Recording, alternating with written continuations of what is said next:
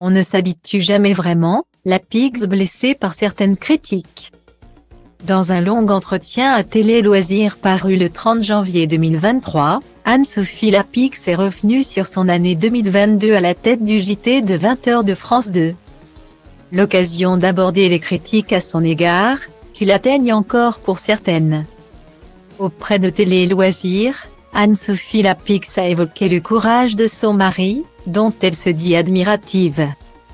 Arthur Sadoun a indiqué qu'il avait combattu un cancer de la gorge dû à un papillomavirus.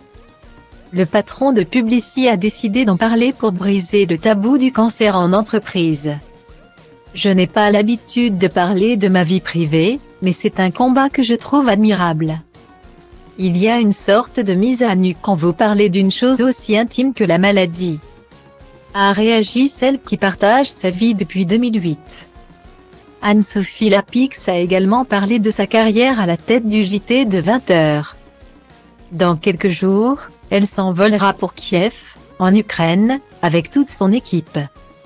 Elle y présentera une soirée spéciale le 16 février prochain, consacrée au premier anniversaire du conflit. Elle a aussi regardé dans le rétroviseur pour parler de son année 2022.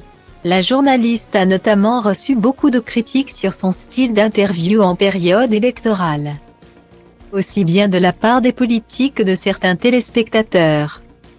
Je n'ai pas été surprise, a déclaré Anne-Sophie Lapix à ce propos. Le 20h est un lieu de forte exposition. Surtout en année électorale. J'entends les critiques mais j'essaie de ne pas me laisser influencer par celles qui sont orientées politiquement.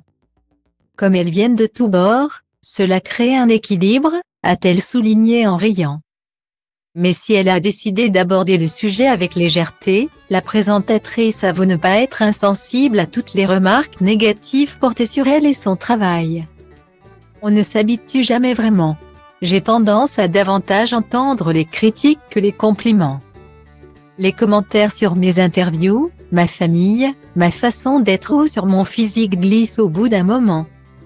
Mais les mensonges à propos de notre JT me mettent hors de moi, a-t-elle reconnu. Critiquée pour son sourire qui a pu être perçu comme un signe d'ironie ou de moquerie. Elle s'attache à le gommer à l'antenne. Malgré tout, elle reste toujours aussi enthousiaste à l'idée de présenter le 20h. J'ai toujours la même envie. Quand on présente le 20h, on vit l'histoire en direct. C'est un exercice passionnant et riche. Plus le temps passe et plus je suis impliquée. A-t-elle souligné. Elle ne souhaite donc pas se faire remplacer.